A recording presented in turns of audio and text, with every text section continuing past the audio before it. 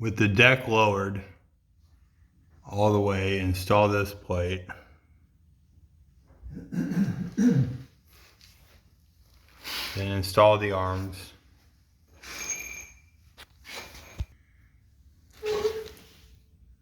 Install this cotter key and then put the bar through. It will then look like this.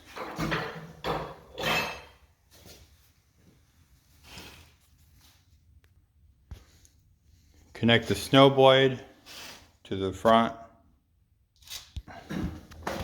Now we got it connected, so we're going to start and lower the hydraulics so we can get the pins in.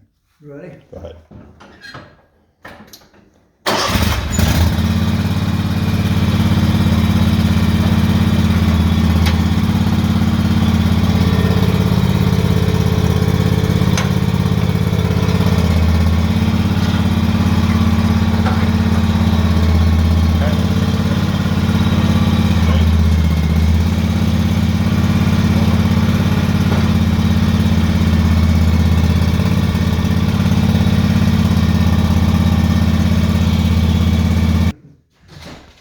After the pins are locked in, install this control arm.